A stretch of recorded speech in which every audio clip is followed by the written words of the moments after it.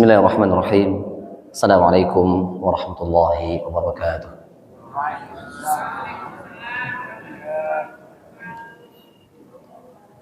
Alhamdulillahi ala ihsanih wa syukru lahu ala taufiqihi wa amtinanih wa asyhadu an la ilaha illallah wahdahu la syarika lahu ta'ziman li sya'nih wa asyhadu anna Muhammadan 'abduhu wa rasuluhu ad-da'i ila ridwanih.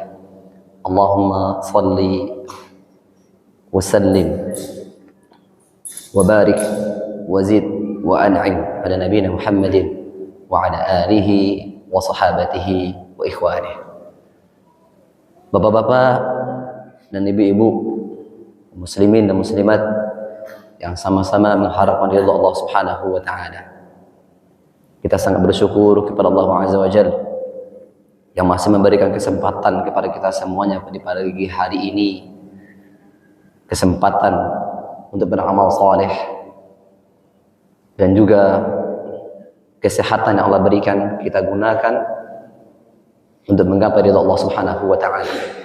Karena kata Nabi sallallahu alaihi wasallam, ni'matan maghbunun fihima katsirun minan nas, al-faragh was-sihah.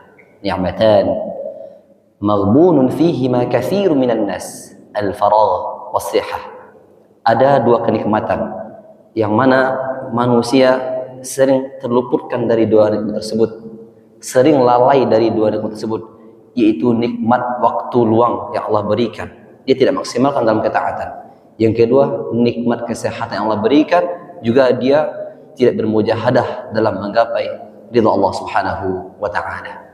Alhamdulillah kita bisa sehat ke masjid, ada waktu luang ke masjid, itu karena karunia Allah Subhanahu wa ta'ala yang mesti kita syukuri. Dan manakala kita mensyukuri sedikit nikmat tersebut, kata Allah Subhanahu wa ta'ala dalam surah Ibrahim, la in syakartum la azidannakum. Allah akan tambah kesehatan kita, Allah akan tambah kekuatan kita, Allah akan berikan waktu luang demi waktu luang dalam ketaatan kepada Allah Subhanahu wa ta'ala. Ahibati fillah, rahimani Allah wa iyyakum. Ada suatu kisah nyata di negara Arab sana.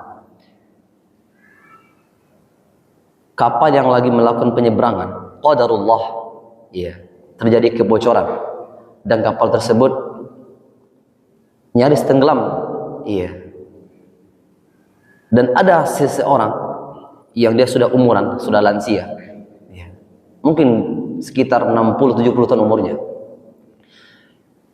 Kapal ini hampir sampai di dermaga. Namun qadarullah, Allah berkehendak lain, kapal ini bocor. Dan seorang bapak tua ini bergegas menyelamatkan penumpang satu demi satu ke dermaga. Dia bawa berenang. Setelah selesai ditanya, wahai syekh, karena syekh itu kan dalam bahasa Arab ada tiga makna. Yang pertama, orang yang berilmu, syekh. Yang kedua, orang kaya juga dikenal dengan syekh. Dan yang ketiga, orang yang tua juga dikenal dengan syekh. Maka syekh ini jawab, dan dia adalah seorang alim. Alhamdulillah, Allah jaga kesehatan saya sampai detik ini karena saya menjaga aturan Allah Subhanahu wa taala di kala muda saya. Jadi kalau kesehatan di saat kita muda kita jaga, insya Allah sampai tua pun Allah akan tanamkan dan hadiahkan kesehatan tersebut kepada kita. Begitu juga waktu luang kita di waktu muda ini kita gunakan untuk ibadah kepada Allah Subhanahu wa taala, maka sampai tua kita akan sibuk ibadah. Sehingga kata Nabi sallallahu alaihi wasallam, "Igtanim khamsan qabla khamsin." Ingat 5 perkara sebelum 5 perkara. Di antaranya apa? Syababaka qabla haramik. Mudamu sebelum tuamu, dan juga di antaranya faraghaka qabla syughlik. Waktu luangmu sebelum waktu sibukmu. Ahibati fillah, rahimanallah wa iyyakum. Itu muqaddimah yang kita sampaikan. Adapun materi yang akan kita bahas pada subuh kali ini adalah tentang muraqabatullahi ta'ala. Muraqabatullahi ta'ala. Muraqabah, bahasa kitanya selalu merasa diawasi oleh Allah Subhanahu wa taala. Selalu merasa diawasi oleh Allah Subhanahu wa taala. Bapak Ibu kaum muslimin dan muslimat yang saya cintai karena Allah Subhanahu wa taala. Di satu ruangan ini kita lihat CCTV. Seandainya ada CCTV di beberapa titik, tentu kita akan berhati-hati, ya. Kayak ibu di belakang, ya, tidak sembarangan buka jilbab demi mengganti ke mukena, kan ada CCTV, ntar dilihatin, kelihatan auratnya. Bahkan juga pelaku kejahatan yang mau berbuat jahat, ya, nauzubillah, ini ada kotak infak nih, nggak ada CCTV, aman. Tapi ada CCTV, dia merasa khawatir, minimal itu, dia akan was-was. Nah, lebih penting daripada itu semua, bagaimana sikap kita sebagai hamba Allah Subhanahu wa taala selalu merasa diawasi oleh Allah Subhanahu wa taala. Dan sifat ini, Bapak Ibu yang saya cintai karena Allah Subhanahu wa taala, adalah merupakan a'la maratibil Islam. Sifat ini merupakan sifat yang paling tinggi dalam Islam. Suatu ketika dalam hadis Jibril yang panjang, dikatakan ini hadis Jibril karena Jibril datang menjelma sebagai sosok manusia yang gagah tampan, ya. Dan juga terdapat dalam hadis Arba'in An-Nawawi, dia datang syadidu bayadis siyab syadidu sawadis sya'ar la yura alaihi atharu safar. Ini menunjukkan hadis ini bagaimana adab kita dalam menuntut ilmu, karena nanti Jibril datang kepada Nabi SAW dalam rangka mengajarkan para sahabat yang hadir adab atau tata krama terhadap ilmu, dan juga kepada guru. Dia datang, pakaiannya paling bersih, ya, rambut rapi, wangi, datang dari jauh. Dan lelaki ini nggak dikenal karena Jibril alaihissalam datang menjelma. Kemudian Jibril alaihissalam ini bertanya kepada Nabi SAW, ya Muhammad, wahai Muhammad. Ya, biasanya yang memanggil Muhammad ini kan orang Badui atau orang desanya Arab. Ya Muhammad. Kenapa? Karena orang Badui kurang tahu adab dan tata krama. Dia panggil Muhammad saja. Padahal kita kan nggak boleh panggil Muhammad ya Rasulullah. Kita harus panggil ya Rasulullah. Nah, ini orang gagah, tidak ada seperti orang Badui. Ya, ibarat kita sekarang orang kaya, orang berada. Kok panggil Muhammad? Kenapa panggil Rasulullah? Ya Muhammad, akhbirni anil Islam. Wahai Muhammad, kabarkan kepada aku tentang Islam. Maka Nabi SAW menjawab tentang Islam. Islam itu apa? Ini dan itu. Setelah Nabi SAW selesai menjawab, apa kata lelaki ini? Shadaqta. Engkau benar wahai Muhammad. Akhirnya para sahabat fa'ajibna lah, kagum dan kaget. Ini orang yang bertanya, kemudian Nabi SAW menjawab pertanyaan, dan dia langsung membenarkan pertanyaan Nabi SAW. Ini orang ini nguji apa bertanya ini. Kemudian pertanyaan kedua, akhbirni alil iman. Wahai Muhammad, kasih tahu aku apa itu iman. Maka Nabi jawab, iman ini dan itu. Itu rukun iman. Tadi rukun Islam, sekarang rukun iman. Dan yang ketiga, lagi tadi bertanya, ya Muhammad, akhbirni alil ihsan. Wahai Muhammad, kabarkan kepada aku tentang ihsan. Dan ini titik pembahasan kita pada pagi hari ini. Al-ihsan. Apa kata Nabi sallallahu alaihi wasallam? Al-ihsan an ta'budallaha ka'annaka tarah. Engkau menyembah Allah seolah-olah engkau melihatnya. Fa in lam takun tarahu fa innahu yaraka.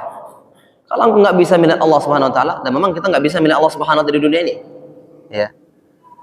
Kalau ada pembahasan ilmu cara melihat Allah Subhanahu wa taala, Allah itu seperti ini, itu ilmunya bohong. Kenapa? Karena kita nggak bakalan bisa melihat Allah Subhanahu di dunia ini. Iya. An ta'budallah, engkau menyembah Allah Subhanahu wa taala ka'annaka tarah. Seolah-olah engkau melihat Allah, seolah-olah. Fa in lam takun tarah, ya, engkau nggak bakalan bisa melihat Allah Subhanahu wa taala. Fa innahu yakinilah Allah Maha melihat kita semuanya. Kita lagi duduk, Allah Maha melihat kita, Pak. Ya. Bapak Ibu lagi main HP, Allah Maha melihat kita.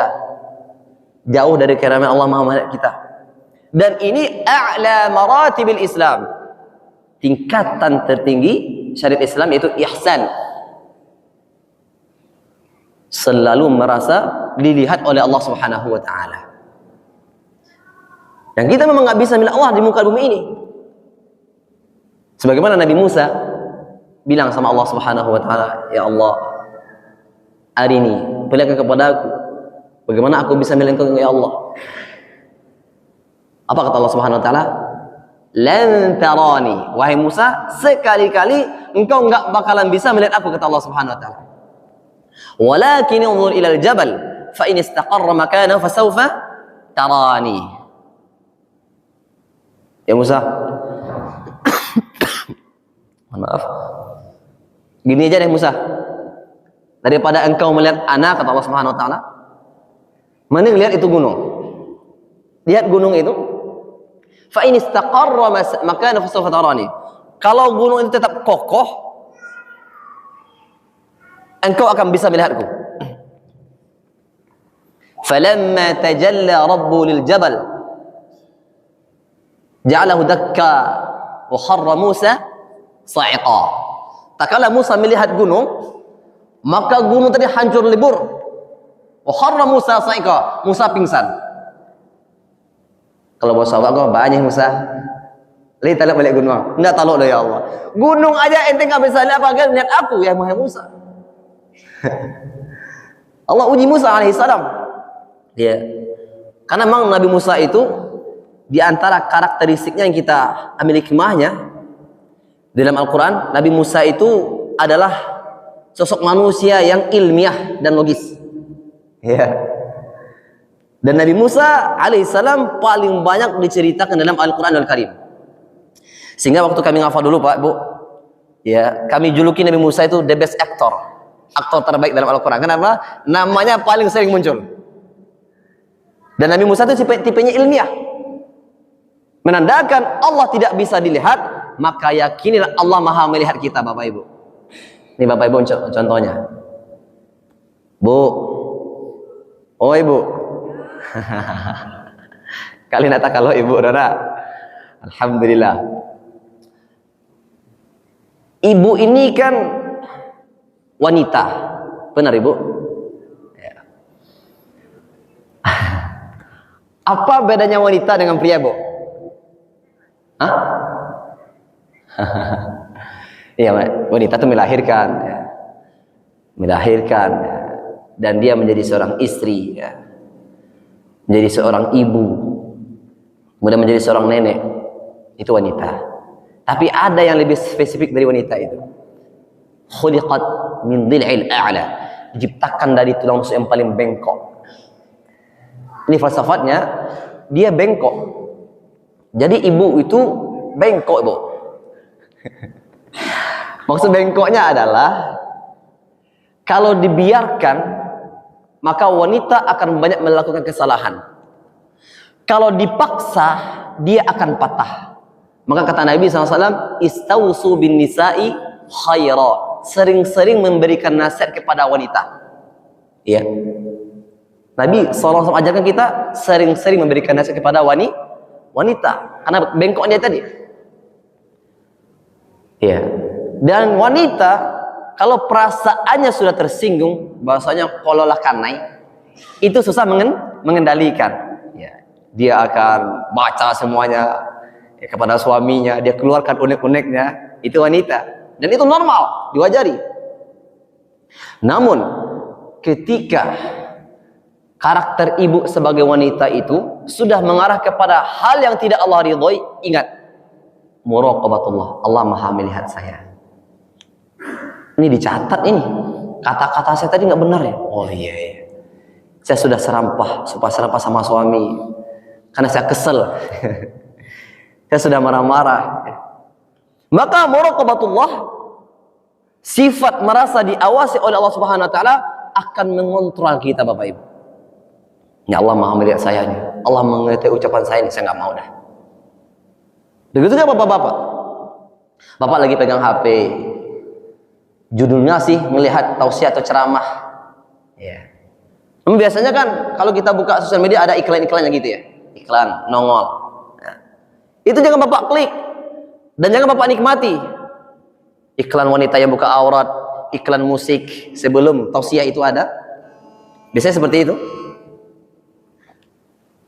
Maka sifat muraqabatullah yang kita miliki akan membuat Bapak men-skip itu video. Bukan menikmati. Istri saya kan nggak tahu. Saya bebas dong, mau buka apa saja. Ingat Bapak yang saya ceritakan Allah Subhanahu wa taala.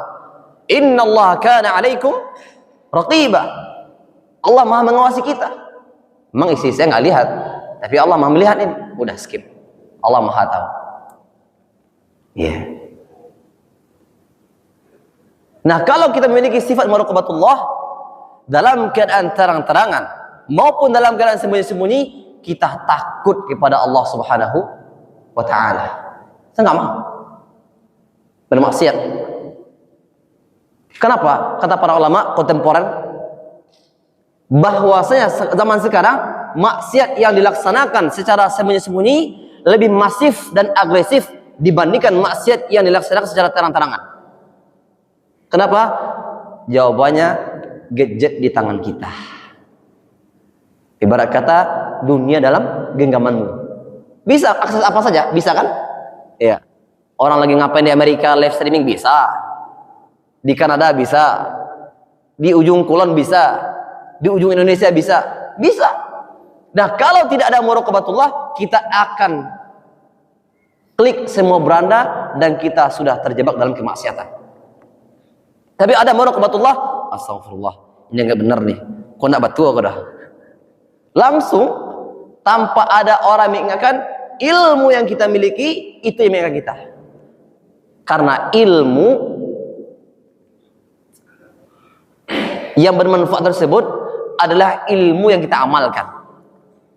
Yang itu kita minta sunnahnya di setiap kali pagi. Allahumma inni as'aluka ilman nafi'ah. Apa kata para ulama? Ya Allah, aku meminta kepada Engkau ya Allah ilmu yang bermanfaat, itu ilmu yang berbuah amal. Nah, sekarang Bapak Ibu telah mendengarkan nasihat yang kita sampaikan, bagaimana pentingnya merasa diawasi oleh Allah Subhanahu wa taala. Maka konsekuensinya adalah mengamalkan apa yang kita dengar. Itu baru masuk ilmu yang bermanfaat. Tanamkan. Karena ini memang berat. Kenapa berat? Merupakan tingkatan tertinggi syariat Islam, ihsan. Iya. Sebagaimana kata Al-Imam Ibnu Qayyim Al-Jauzi, al-jaza' min jinsil amal, kama ahsanu bi'amalihim ahsanallahu lahu bi rahmatih. Balasan sesuai amalan kita.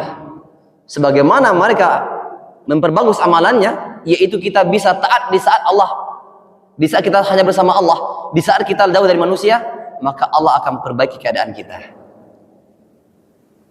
Nah, kalaulah bisa gitu Bapak Ibu, taat, hebat di tempat yang jauh dari manusia, takut maksiat di tempat yang jauh dari manusia, menunjukkan kita lebih bisa lagi taat di keramaian. Semoga sedikit banyak yang kita sampaikan pada pagi hari ini bermanfaat buat kita semuanya. Allahumma inna nas'aluka ilman nafi'a wa rizqan thayyiba wa amalan mutaqabbalah. Dan semoga yang tidak hadir dalam majelis ilmu ini bisa kita sampaikan juga kepada mereka, pada keluarga kita, bahwa pentingnya kita menanamkan sifat selalu diawasi oleh Allah Subhanahu wa taala. Dan kita doakan pemimpin kita di Indonesia ini menjadi pemimpin yang adil dan bijaksana, dan kita perbaiki diri kita sebagai rakyat. Insyaallah Allah akan memperbaiki urusan bangsa dan negara kita. Aqulu qawli hadza astaghfirullah li wa lakum wa li sa'iril muslimin fastaghfiruh innahu wal ghafurur rahim. Subhanakallahumma bihamdika asyhadu an la ilaha illa anta astaghfiruka wa atubu ilaik. Wassalamu alaikum warahmatullahi wabarakatuh.